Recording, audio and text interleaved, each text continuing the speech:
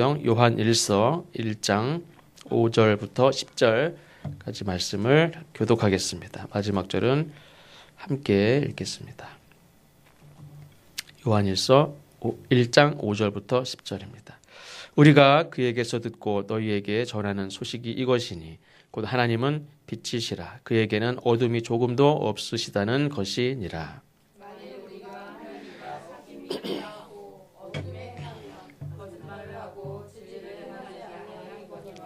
그가 빛 가운데 계신 것 같이 우리도 빛 가운데 행하면 우리가 서로 사귐이 있고 그 아들 예수의 피가 우리를 모든 죄에서 깨끗하게 하실 것이요.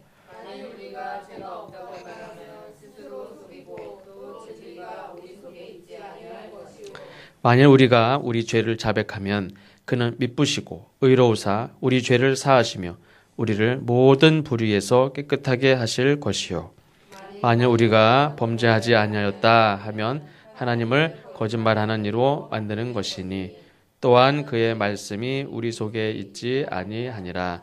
아멘.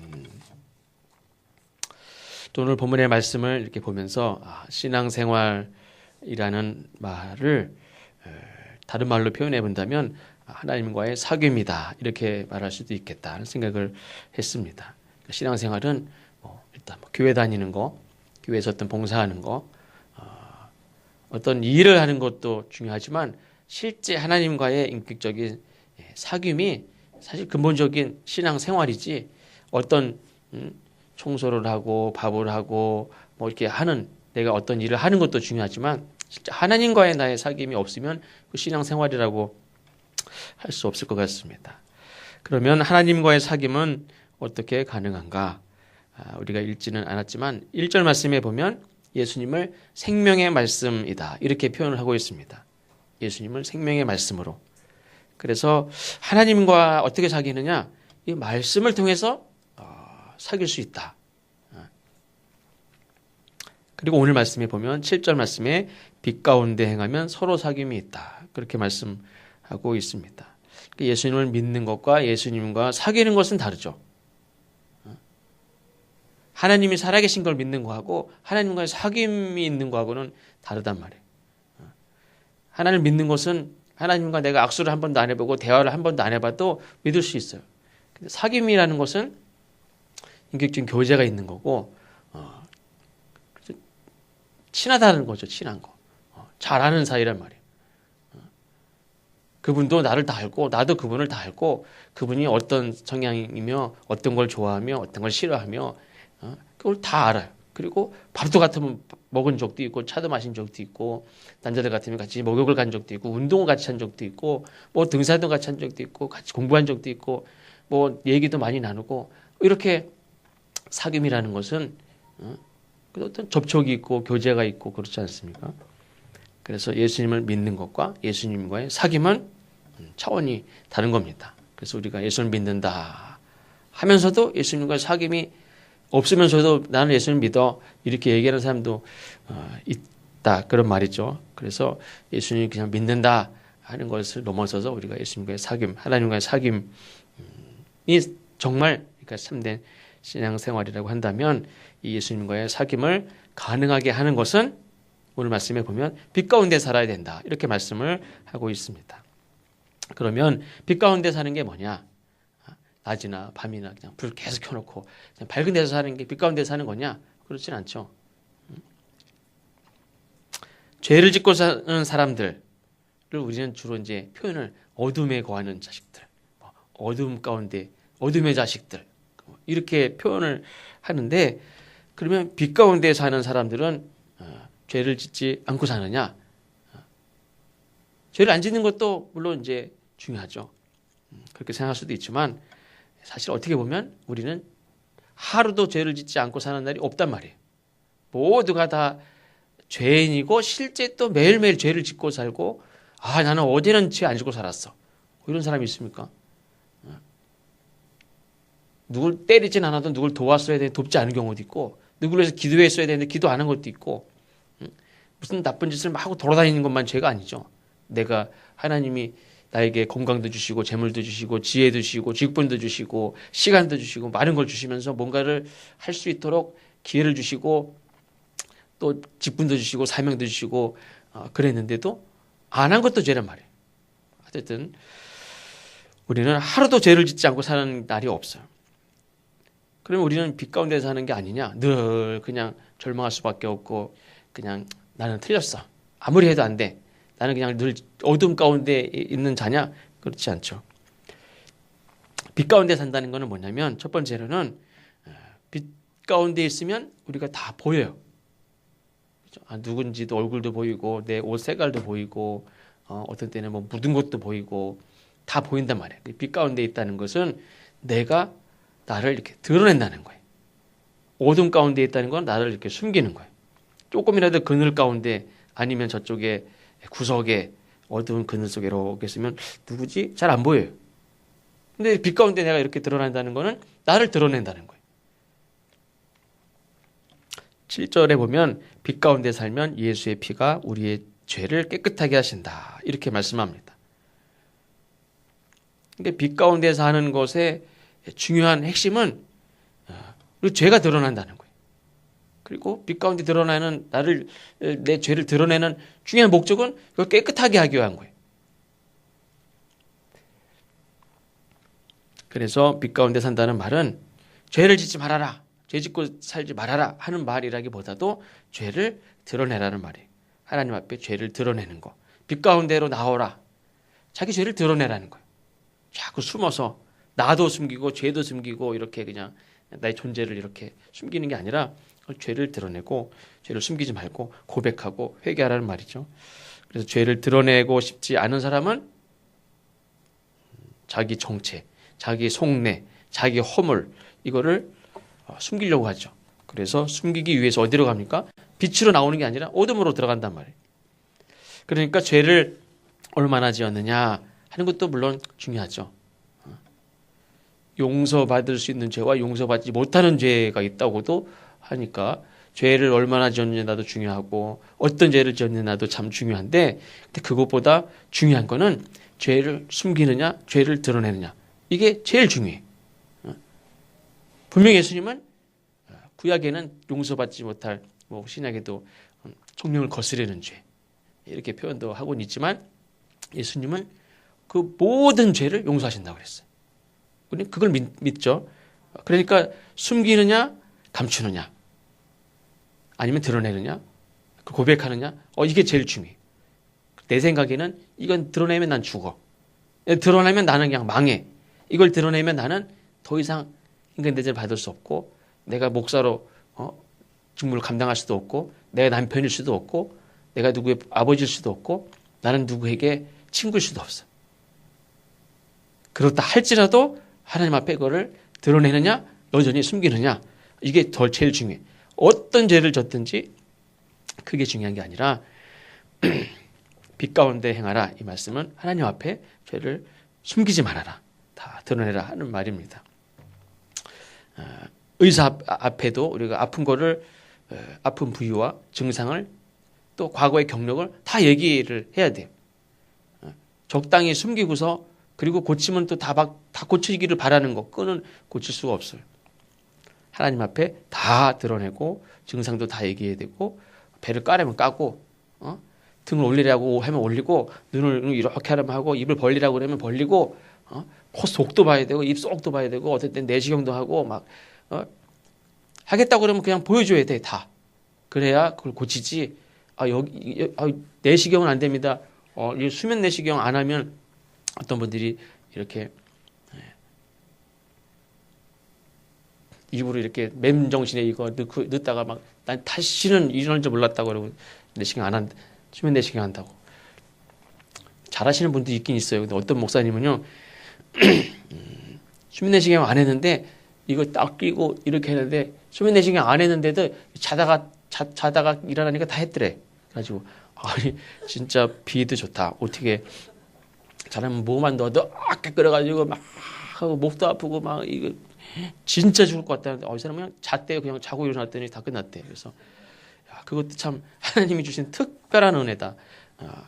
사람들은 돈도 내고 이건 진짜 죽어도 못한다고 그래서 돈 내고 수면 내시경을 하는데 그냥 했대요. 대장내시경. 이것도 얼마나 힘들어요. 우리 죄를 하나님 앞에 다 드러내면 하나님이 아유 더러워. 이렇게 하고 아유 이거를 어디부터 어떻게 닦아야 될지 몰라요. 너무 더러워. 냄새 나고 막 이렇게 하십니까?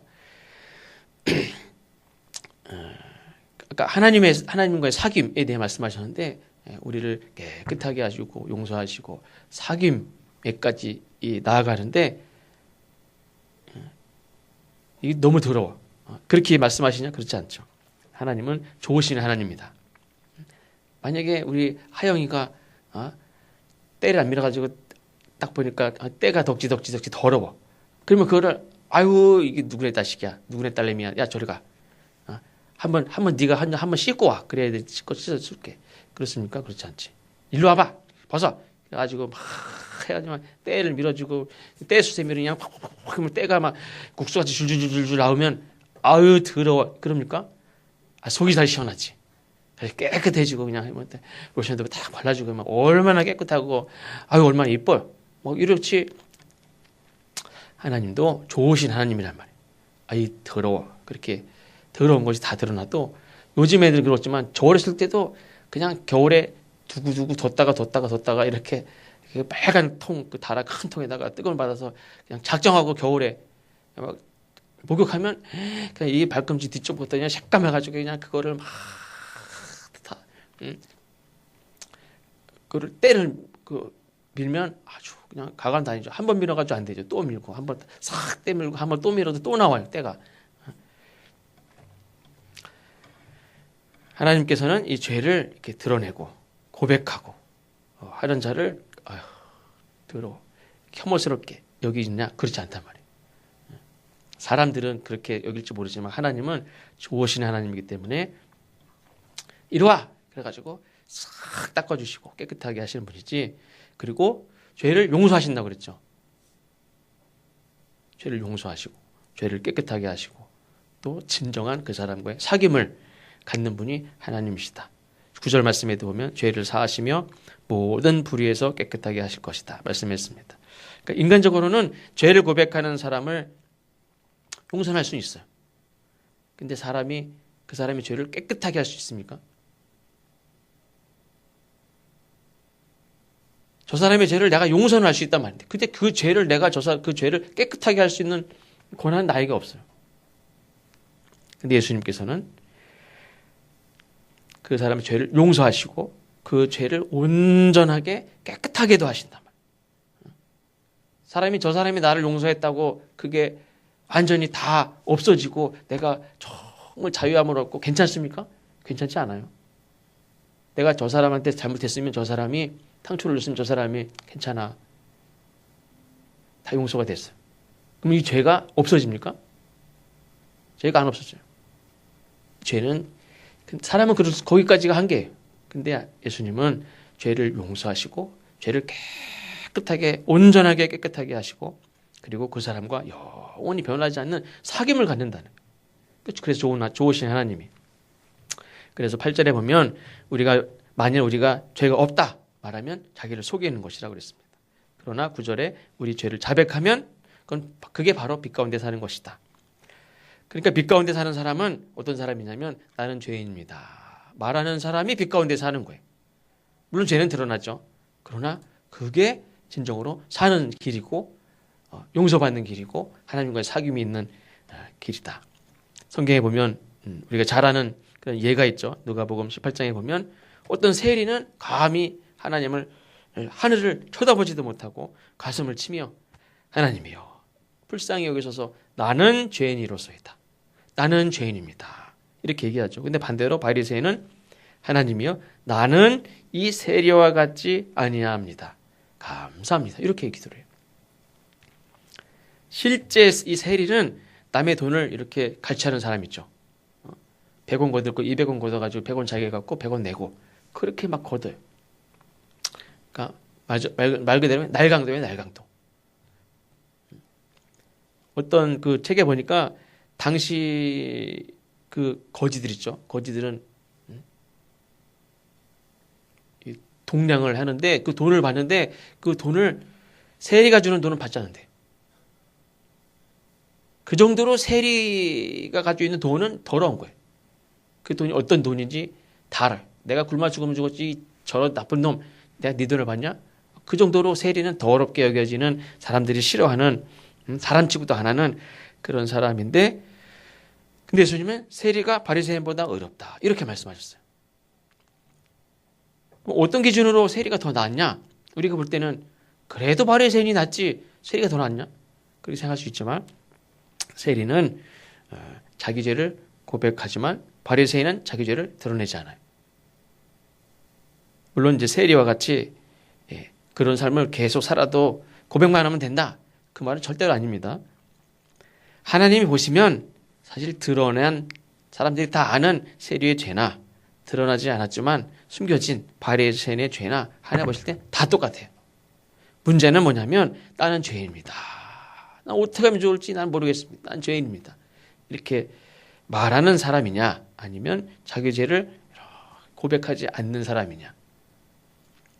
그러니까 하나님이 기뻐하시는 사람은 하나님이 정말 소망이 있다고 보는 사람은 자기 죄를 고백하는 사람이 더 소망이 있는 거예요. 지금 내가 어떤 죄를 짓고 있느냐 어떤 삶의 굴레에 그냥 이렇게 사느냐 그게 중요한 게 아니에요.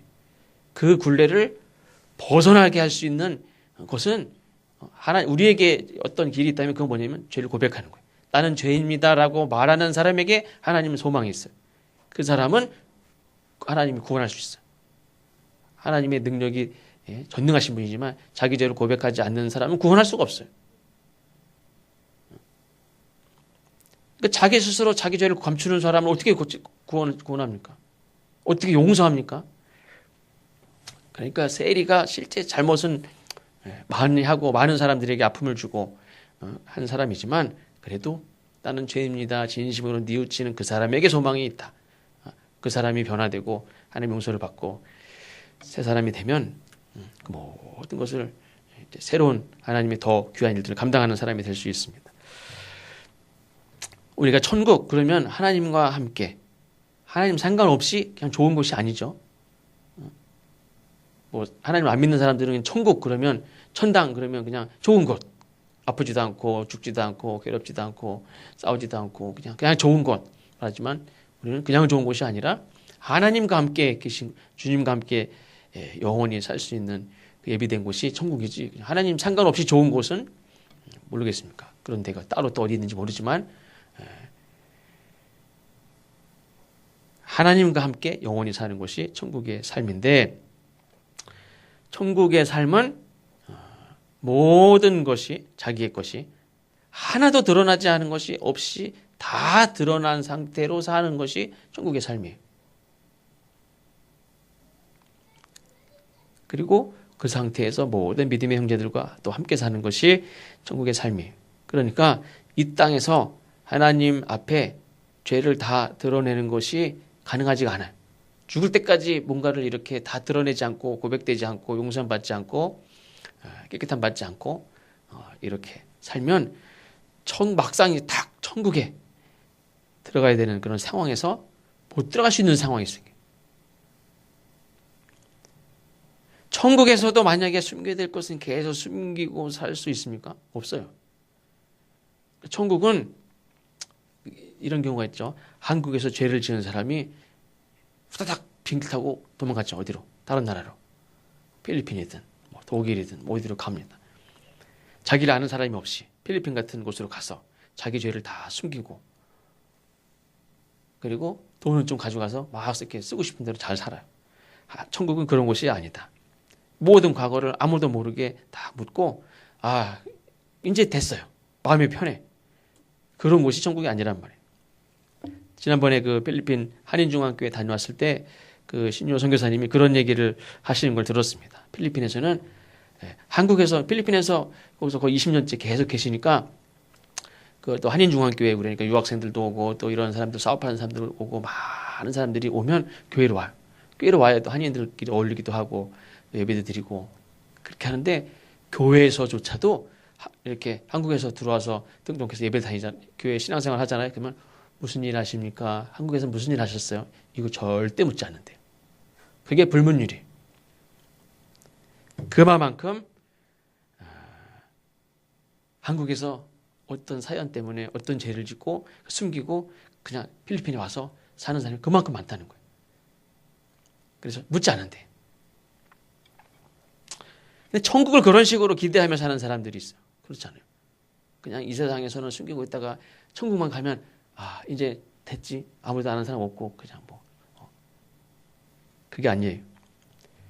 서로 자기의 숨겨진 죄를 가진 자들이 사는 곳이 아니라 자기 죄를 다 드러내고 해결을 받고 회개하고 사함을 받고 그리고 주님과 함께 살아가는 것이 하나님의 나라예요. 그러니까 이 땅에서 우리가 해야 될 일들은 빛 가운데 사는 거. 내 죄를 하나님이 부르시는 그날까지 내 모든 것을 주님 앞에 고백하고 깨끗함을 입고 살아가는 것이 중요한 줄로 믿습니다. 근데 그런 의미에서 자기 죄를 드러내는 거, 그거를 또 다른 한편으로는 회개하는 것이라고 말하죠. 회개. 그래서 전에도 한번 말씀드렸듯이 자기 죄를 하나님 앞에 얘기하는 거, 이것이 사실은 죄가 괴로움 자체를 담고 있기 때문에 이 죄를 내가 내 잘못, 내 허물, 내가 지은 죄, 이것을 말하는 것이 쉽습니까? 쉽지 않죠. 그러나 중요한 일이고, 그러나 그게 사는 길이고, 그것이 정말 사실은 나를 기쁘게 하는, 내 삶을 하나님 주시는 기쁨이 충만하게 하는 그런 길이다 하는 것입니다. 예를 들면 내가 아프면 약을 먹는 거는 쓰지만 약을 먹어야 나야 우리가 건강함으로 진정한 기쁨을 누리고 이렇게 좋은 컨디션을 얻지 않습니까? 지금 하영이가 누워있지만 사실 어지럽고 이렇게 열이 나서도 누워있지만 약 먹기 싫어서 약 먹기 그것도 있어요 지금. 그래서 그 다음에 독감 검사를 하면 여기다 이렇게 기다란 거 이만한 거 쓱 넣잖아요. 이렇게 되면 속까지 내려가가지고 잡아보면 그게 막 하기 싫어가지고 독감 아닌 것만 해도 얘는 지금 바라는 것은 오직 독감이 아니기를 바라는 거예요. 독감 증세가 나타나면 그걸 검사를 받아야 돼요. 받아서 독감 증 판단이 나오면 5일 동안 학교를 못 가요. 법정 전염병이기 때문에. 그거를 하기 싫은 거예요. 그거에 긴장 상태가 되어 있습니다. 그래서 죄를 고백하는 것도 고백하는 게 쉽습니까? 어려워요. 그러나 그렇게 해야 건강해지고 그래야 뭐 가고 싶은 데도 갈 수 있고 뛰어놀 수도 있고 그렇죠. 그래서 4절 말씀에 우리가 읽지 않았지만 4절 말씀에도 보면 사도 요한이 분명하게 이렇게 말씀했습니다. 우리가 이 글을 쓰는 것은 우리 서로의 기쁨이 차고 넘치게 하려는 것이다. 분명히 이렇게 말씀했습니다. 그러니까 회개는 근본적으로 기쁨을 되찾기 위한 거예요. 그리고 표현으로 한다면 깨끗이 씻는 거. 깨끗이 씻김을 받는 거. 회개를 해야 깨끗이 씻김을 받아요. 회개를 해야 치료를 받습니다. 만약에 목욕을 해도 깨끗이 씻어야 개운하고 상쾌하지 막 아까 말씀드린 대로 때를 밀다가 때가 많이 나오네. 때를 밀다가 이 정도면 됐다. 그리고 나갑니까? 옷을 세탁을 하다가도 대충 헹궈서 짜서 넣습니까? 그렇지 않지. 제가 이제 군복무를 일반 이렇게 군복무를 못하고 1개월 훈련을 서울에 가서 훈련을 받고 이렇게 공익근무를 했지만 1개월 훈련할 때 있었어요. 그때 이제 훈련을 받고 이제 저녁 때 씻으라고 그러는데 맨 처음에 씻으라고 하는데 3분 줄 테니까 빨리 씻으래요. 그냥 땀이 범벅이 되고 그런데 3분 줄 테니까 빨리 씻으래. 가자마자 물을 뿌리는 순간에 비누칠을 해가지고 막 하면서 물을 또 다시 뿌려가지고 막 털면서 막 나왔어요. 근데 또 5분이 지났어요. 그러면서 또 개월 받고 그랬는데 씻었는지 그냥 비누나 제대로 씻겼는지도 모르겠어요. 얼마나 찝찝한지 몰라요. 몸을 씻어도 깨끗이 씻었을 때 얼마나 개운합니까? 회개하는 것도 더러운 것을 이렇게 드러내고 깨끗이 씻는 거. 그 개운함. 그걸 얼마나 좋습니까? 그러니까 질병을 치료하는 것도 그렇죠. 적당히 좀 차도가 있어요. 좀 나았어요. 괜찮습니까? 깨끗이 나서 아픈 증상이 없어야지. 그래서 완전히 회복이 돼야지 좋지. 병원을 치료를 했는데도 그냥 증상이 조금 나아지는 것 같은데 차도는 있는 것 같은데 계속 증상이 계속 있어. 그럼 얼마나 힘듭니까? 제가 전에 기동상 왔을 때도 이쪽 부딪힌 자리도 아닌데 이쪽은 부딪힌 자리는 달았는데 안 부딪힌 자리가 계속 아파가지고 여름에 다쳤는데 겨울이 지나도록 왼쪽 어깨 아파서 왼쪽으로 누워 자리를 못했어. 맨날 자다가도 깨고 자다 깨고 아파서. 근데 병원을 매일 다녀요. 일주일에 거의 2번, 3번 물리치료를 매일 하는데도 낫질 않아. 나중엔 병원한테 화가 나더라고. 아니 이 사람들이 그렇게 치료를 하면 차도가 있어야지 맨날 돈만 받아먹고 치료는 하나도 안 되고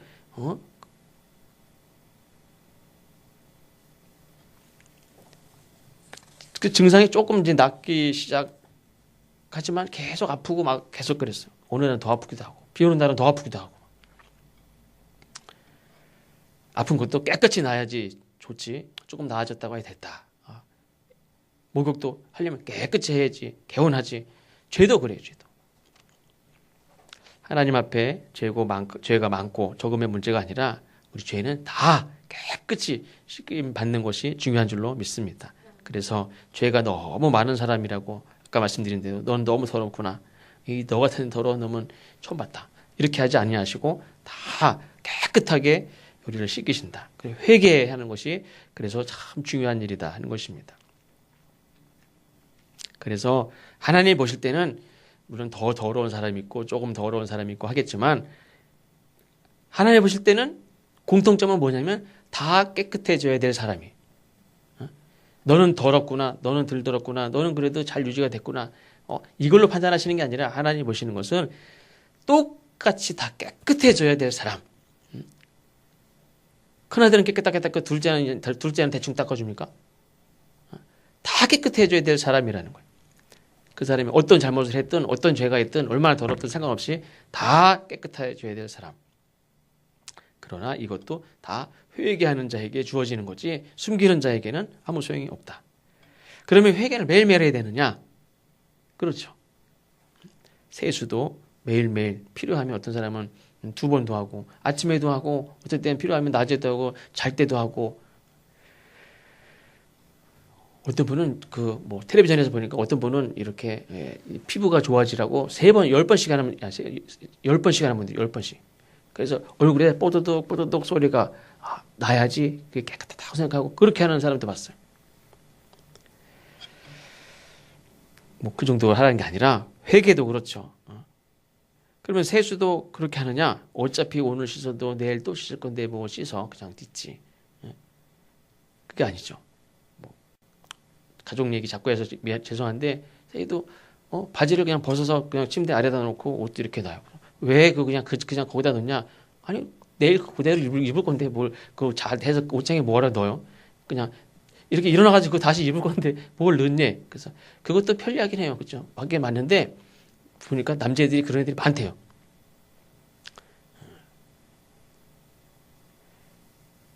그건 그렇다고 치더라도 오늘 씻어도 내일 어차피 씻을 건데 뒀다가 내일 한꺼번에 씻지. 그렇습니까? 그렇지 않죠. 내일이나 모레나 나중에 한꺼번에 씻는 게 아니라 정말 깨끗하길 바라는 사람은 상쾌하고 개운하기를 원하는 사람은 오늘도 씻고 필요하면 또 씻고 내일도 씻고 씻는 걸 귀찮아하지 않아요. 오히려 씻을 때마다 씻을 수 있는 게 감사하고 씻음으로 인해서 개운한 행복함을 경험한단 말이에요. 신앙생활도 마찬가지예요. 빛 가운데 사는 삶, 날마다 주님 앞에 회개함으로 깨끗해지는 삶인 줄로 믿습니다. 그런데 내가 죄인입니다. 내가 잘못했습니다. 라고 말하는 게 쉽냐? 아까 말씀드린 대로 쉽지 않아요. 진심으로 하나님 앞에 회개하면 깨끗함을 얻는데 그거 못해? 그거 못할까요?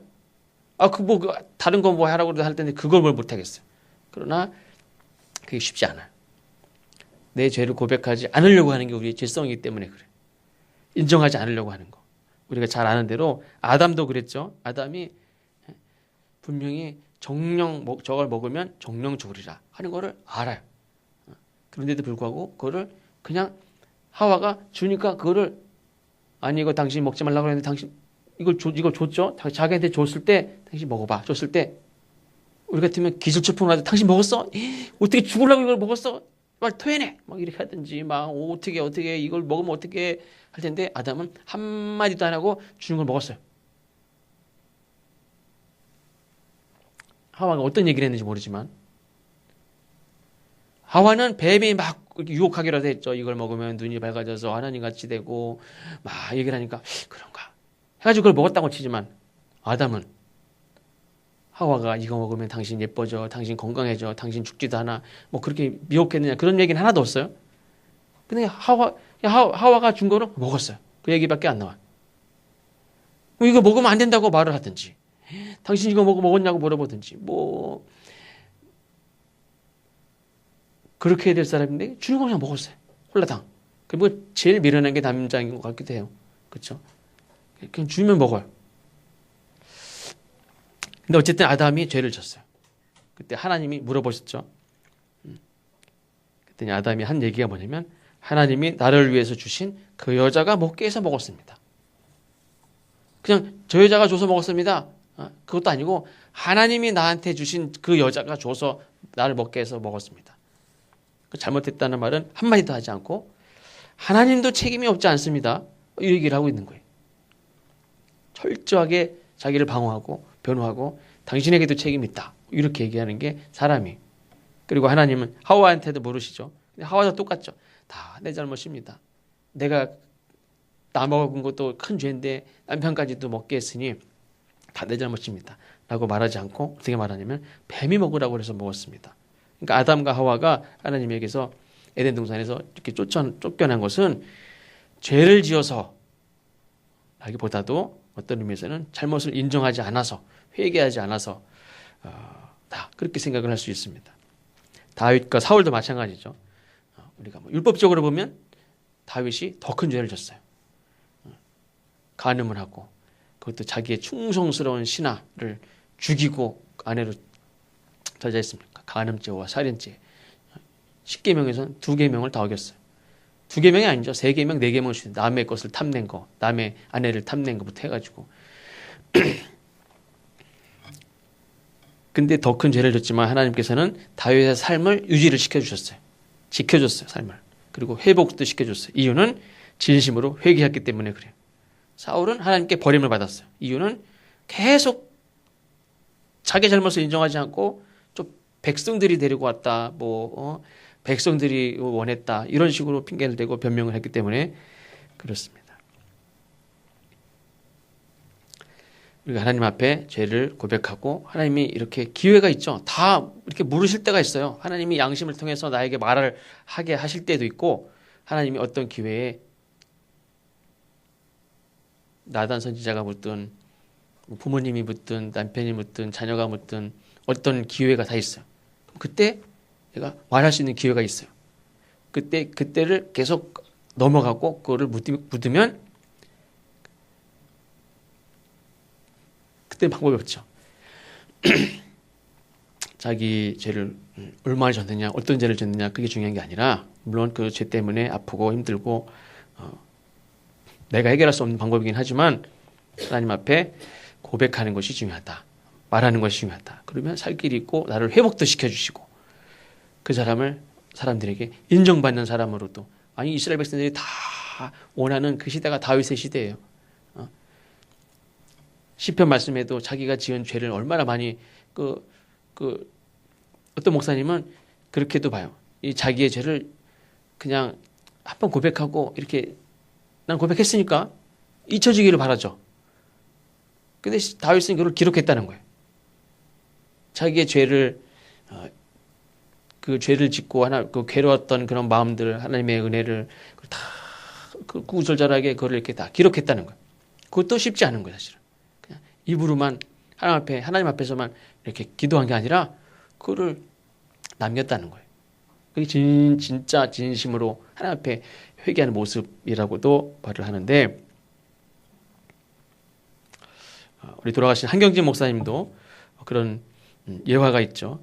이 템플턴 상이라는 그런 굉장히 아주 귀한 존경받는 그런 분들에게 주시는 그런 상을 이렇게 받고 그 수상 축하 예배 때 이렇게 소감을 이렇게 말씀하시는데 그때 그 얘기를 했대요. 나는 이 상을 받을 만한 자격이 없습니다. 나는 죄인입니다. 나는 일제시대 때 신사참배를 한 사람입니다.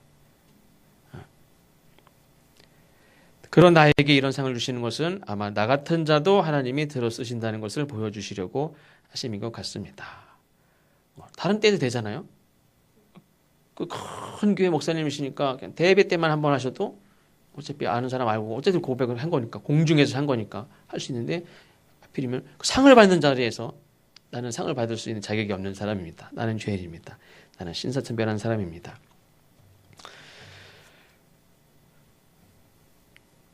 그래서 하나님이 이렇게 귀하게 세워주시는 사람은 누구냐? 예전에는 신사참배한 사람 그거를 이렇게 신사참배하지 않은 사람들이 이렇게 교단을 만들어서 신사참배하는 모든 자들을 정죄하고 그들이 예배드리는 예배당을 다 마귀당이라고 그랬어요.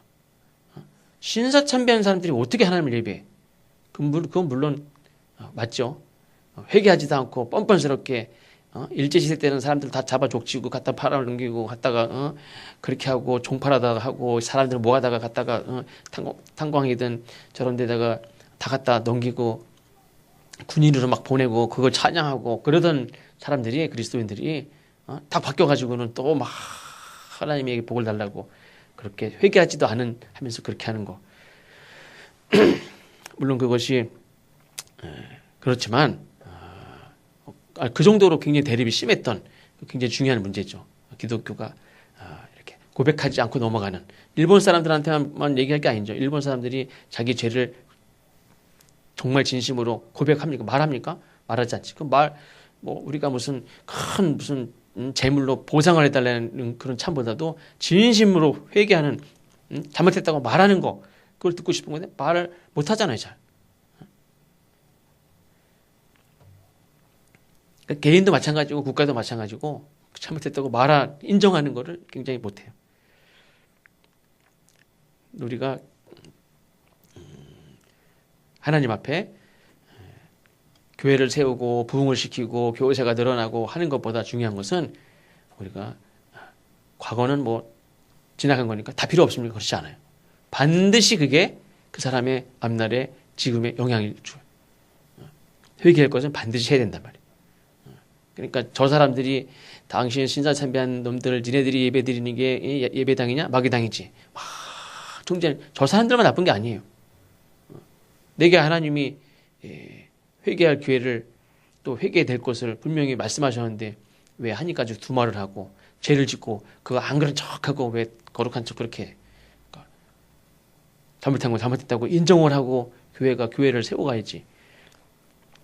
그런 의미에서 어떻게 보면 많은 사람들이 그냥 한 세대가 바뀌고 두 세대가 바뀌고 하면서 이 일이 그냥 잊혀지기를 바랐을지 모르지만 한경진 목사님은 고백을 하죠. 그리고 이분은 누구에게 막 하라고 신사참배 우리가 잘못한 거니까 고백하자고 잘못한 거 얘기하자고 막 얘기도 안 했어요. 당신 할 것만 하는 거예요. 그래서 빛 가운데 사는 삶은 그저 교회만 다니는 게 다가 아니라 물론 착한 일을 하는 것도 중요하지만 그게 다가 아니죠. 빛 가운데 사는 것은 내 죄를 드러내는 거, 죄를 고백하는 거, 회개하는 거, 또 나를 깨끗하게 하시는 하나님의 은혜를 경험하는 거. 아까 4절 말씀에도 있듯이 주님의 기쁨이 우리에게 서로에게 충만하게 되는 거. 그래서 참된 행복을 경험하는 그런 삶이 빛 가운데 사는 삶인 줄로 믿습니다. 그래서 우리가 매주일 드린 예배도 빛이 되시는 주님께 이렇게 나아가는, 우리가 서로는 잘 모르지만 우리는 예배를 드릴 때마다 하나님 앞에 나와서 나를 깨끗하게 하시는 하나님을 경험하고 나를 건강하게 하시고 나를 치료하시고 나에게 기쁨을 충만하게 하시는 그런 하나님을 경험하는 행복함을 다시 되찾는 그런 예배가 되시기를 주의 이름으로 축원합니다. 기도하겠습니다. 다 같이 기도하겠습니다. 우리